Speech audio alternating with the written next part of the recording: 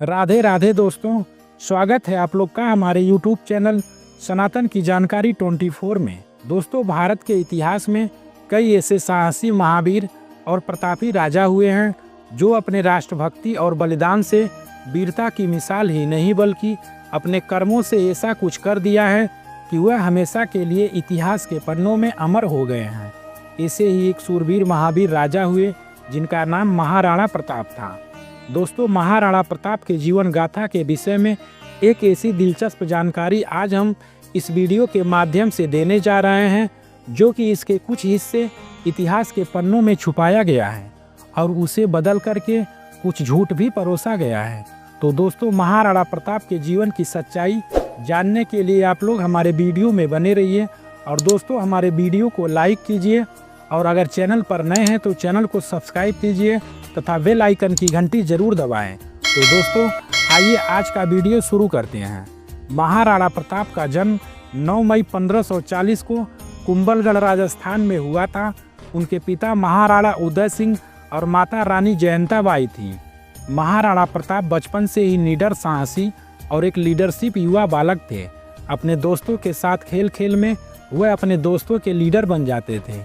उनकी पहली गुरु उनकी माता रानी जयंताबाई थी, जो प्रताप को प्रारंभिक शिक्षा के साथ साथ महाभारत, रामायण और इतिहास के वीर पुरुषों की कहानियां सुनाती थी, जिससे बचपन से ही प्रताप बहुत निडर हो गए थे। उनकी बुद्धि बहुत तेज और विचार बहुत शुद्ध थे। महाराणा प्रताप घुड़सवारी, तलवारबाजी और भाला चलाने में बचपन से ही बहुत निपुण हो गए थे। अपने युवा अवस्था में ही महाराणा प्रताप एक सशस्त्र सेनानी बन गए थे। उनके आगे बड़े बड़े वीर योद्धा घुटने टेक देते थे। जब राणा उदय सिंह प्रताप को मेवाड़ का उत्तराधिकारी घोषित कर दिया तो उनके परिवार में द्वेष फैल गया। परिणाम स्वरूप राणा उदय सिंह की दूसरी रानी धीरबाई, जिसे राज्य के इतिहास में रानी भाटिया के नाम से जाना जाता है, वह अपने पुत्र कुंवर जगमाल को मेवाड़ का उत्तराधिकारी बनाना चाहती थी। प्रताप के उत्तराधिकारी होने पर इसके विरोध स्वरूप जगमाल अकबर के खेमे में चला गया। उस समय दिल्ली में अकबर का शासन था और अकबर अपने विस्तार नीति के तहत अखंड भारत पर कब्जा करना चाहता था और भारत के राजाओं में फूट डालकर या डरा धमकाकर कई हिंदू राजाओं को अपने अधीन भी कर लिया था। उसका एक ही फंडा था, या तो हमारी अधीनता स्वीकार करो या हमसे युद्ध करके युद्ध में मारे जाओ। अकबर के इस धमकी से कुछ गद्दी के लालची राजा डर जाते थे। अकबर के सेनानियों में बड़े बड़े हिंदू और मुस्लिम योद्धा थे, जैसे राजा मान सिंह टोडरमल, बैरम खान, बहलोल खान, आदम खान, मीर बख्शी इत्यादि। उस समय कितने हिंदू राजा अपने राज्य सिंहासन को बचाने के लालच में और अकबर के डर से अकबर के दरबार में जा कर के जी हजूरी लगाने लगे। इसलिए अकबर और मजबूत होता चला गया। दोस्तों, हमारे इतिहास में अकबर को महान बताया जाता है, जबकि अकबर एक नंबर का डरपोक था। और डरपोक इसलिए था क्योंकि उसकी कभी हिम्मत नहीं हुई कि वह महाराणा प्रताप से युद्ध कर सके। युद्ध तो छोड़िए, अकबर की इतनी भी हिम्मत नहीं हुई कि वह महाराणा प्रताप के सामने भी जा सके। इसलिए वह समझौता करने के लिए अपने 4 खास पदाधिकारियों को महाराणा प्रताप के पास भेजा संधि समझौता के लिए। लेकिन महाराणा प्रताप नहीं माने। तब अकबर के सेनापति आदम खान ने महाराणा प्रताप से कहा कि अगर आप हमारी बात नहीं मानेंगे तो आपको अकबर के विशाल सेना के साथ युद्ध करना पड़ेगा। इस पर महाराणा प्रताप अपनी सीना चौड़ी करते हुए और मूंछों पर ताव देते हुए कहा कि अगर हमारे सामने अकबर आ गया तो हम उसको सर से लेकर पांव तक चीर डालेंगे। जब अकबर अपने विश्वास पात्रों से महाराणा प्रताप की बात सुनी तो अकबर का शरीर और कुर्सी दोनों कांप गया, क्योंकि महाराणा प्रताप के सामने अकबर एक चींटी जैसा था। वहीं बात करें दोनों के कद काठी का तो महाराणा प्रताप 7 फुट 5 इंच के थे और उनका वजन करीब 140 किलोग्राम था। उनके शरीर पर जो कवच था वह 70 किलो का था, तलवार 10 किलो और भाला 80 किलोग्राम का था। वहीं अकबर की ऊंचाई लगभग 5 फीट 3 इंच था और उसका वजन 65 किलोग्राम था। अकबर ने एक बार फिर राजा मान सिंह को महाराणा प्रताप के पास भेजा और कहा कि अगर महाराणा मान जाते हैं और मेवाड़ हमको दे देते हैं तो बदले में हम उनको आधा हिंदुस्तान दे देंगे। क्योंकि अकबर के लिए मेवाड़ पश्चिम देशों के व्यापार के लिए बहुत ज़रूरी हो गया था और महाराणा प्रताप अकबर के लिए एक दीवार और चुनौती दोनों बन गए थे। लेकिन महाराणा प्रताप मान सिंह के कंधे पर तलवार रखते हुए बोले, इसके बाद अगर अकबर की चापलूसी करने के लिए दोबारा आए तो तुम अपनी जान गंवा बैठोगे। कुछ इतिहासकार यह भी बताते हैं कि यह बात सुन करके और उनके तलवार को अपने कंधे पर देख करके राजा मान सिंह पेशाब भी कर दिया था और वह उल्टे पांव अकबर के पास चला गया। तब जाकर अकबर घमंड में आकर के अपने 85,000 सिपाहियों के साथ अपने प्रमुख सेनापतियों को मेवाड़ जीतने के लिए भेज दिया और उधर महाराणा प्रताप अपने सिर्फ 30,000 सैनिकों के साथ युद्ध मैदान में उतरे। सन 1576 में 3 दिवसीय युद्ध में हल्दी घाटी में महाराणा प्रताप और मुगल बादशाह के सेनाओं के बीच युद्ध हुआ। इस युद्ध में महाराणा प्रताप ने अकबर के कई वीर योद्धाओं को मार डाला और साथ ही अकबर के 85,000 सिपाहियों में से सिर्फ 50,000 सिपाही बचे, बाकी सब मारे गए। महाराणा प्रताप युद्ध जीत रहे थे और अकबर के सिपाहियों में भगदड़ मच गई क्योंकि अकबर के सिपाही हताश हो चुके थे। यहाँ पर एक बात और हम आप लोगों को बताना चाहते हैं कि अकबर कूटनीति में बहुत माहिर था। जब अकबर यह समाचार पाया कि हमारे सिपाही हार रहे हैं, तब अकबर ने एक चाल चली।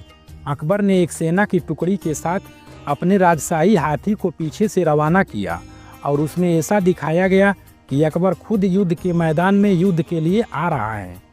युद्ध मैदान में जब अकबर के घायल और हताश सिपाहियों ने यह देखा कि खुद हमारे बादशाह अकबर आ रहे हैं युद्ध करने के लिए, तब उन लोगों का मनोबल बढ़ गया और फिर से सेना में एक जोश पैदा हो गया और अकबर के सिपाही एक नए जोश के साथ महाराणा प्रताप के सिपाहियों से युद्ध करने भिड़ गए। महाराणा प्रताप के घोड़े चेतक का एक पैर बुरी तरह घायल हो गया था तथा जब महाराणा प्रताप ने यह देखा कि अब युद्ध हमारे पक्ष में नहीं हो रहा है, तो महाराणा प्रताप ने अपने सिपाहियों को लेकर के अरावली पर्वत पार कर पर्वत के उस पार जंगल में चले गए।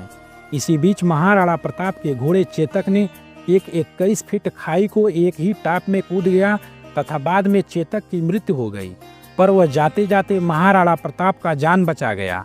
महाराणा प्रताप के पास कुछ ही सिपाही शेष बचे थे, इसलिए महाराणा प्रताप ने जंगल के भीलों को इकट्ठा करके एक नई सेना तैयार की। जंगल के भीलों और उनके सरदार महाराणा प्रताप से बहुत प्यार करते थे और महाराणा प्रताप ने जंगल के भीलों को एक अच्छे योद्धा के तौर पर प्रशिक्षित किया और युद्ध में लड़े जाने वाले हर कला का ज्ञान करवाया। इधर दिल्ली में बैठा अकबर महाराणा प्रताप को पकड़ने अथवा जान से मारने के लिए कई चाल चली, लेकिन अकबर की सारी चाल व्यर्थ हो गई। बीच बीच में महाराणा प्रताप और अकबर के बीच छोटी मोटी युद्ध होता रहता, लेकिन हर बार महाराणा प्रताप अपने छापामार और गोरिल्ला युद्ध नीति के साथ अकबर के सेना से युद्ध करके अकबर के सेना को बहुत ज़्यादा क्षतिग्रस्त करके अरावली पर्वत और उसके जंगलों में गायब हो जाते थे। दोस्तों, यहाँ हम एक बात और बता दें कि इतिहास के पन्नों में दर्शाया गया है कि महाराणा प्रताप अपने परिवार के साथ घास की रोटियां खा करके कुछ दिन बिताया था। लेकिन आप बताएं, अपने समझ से बताएं, जो व्यक्ति अपने 2000 सिपाहियों और 5000 भीलों के साथ जंगल में रहकर सबका भरण पोषण करता था और सभी लोगों का देखभाल करता था, वह घास की रोटियां कैसे खाने पर मजबूर हो सकता है? जबकि सच्चाई यह है कि महाराणा प्रताप हफ्ते में 2 दिन उपवास रखते थे और जंगल के कंद मूल फल खाकर थोड़ा सा अपना अनाज बचाते थे, जिससे कोई सैनिक भूखा न रह सके।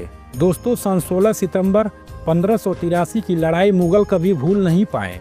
उसका कारण यह था कि जब महाराणा प्रताप भीलों और कुछ राजपूतों को इकट्ठा करके एक नए सेना को संगठित कर रहे थे, उसी समय अकबर के गुप्तचर ने महाराणा प्रताप के संगठन की सूचना दी, जिससे अकबर अपने दरबारियों के सलाह पर अपने बहुत खुखार सेनापति बहलोल खान के नेतृत्व में एक बहुत सशक्त सेना महाराणा प्रताप को खत्म करने के लिए भेज दिया। विजयदशमी का दिन था। महाराणा प्रताप ने अपने गुरु योगी रूपनाथ और कुलदेवी से आशीर्वाद लेकर पुनः मेवाड़ को स्वतंत्र कराने का संकल्प लिया। जब अकबर की सेना बहलोल खान के नेतृत्व में महाराणा प्रताप के सामने खड़ी थी, तब महाराणा प्रताप ने सेना को 2 हिस्सों में विभाजित कर युद्ध का बिगुल फूंक दिया। एक टुकड़ी का नेतृत्व उनके पुत्र अमर सिंह कर रहे थे, दूसरी टुकड़ी का नेतृत्व स्वयं महाराणा के हाथ में था और उनके सामने खड़ा था बहुत खूंखार, निर्दयी, अत्याचारी बहलोल खान।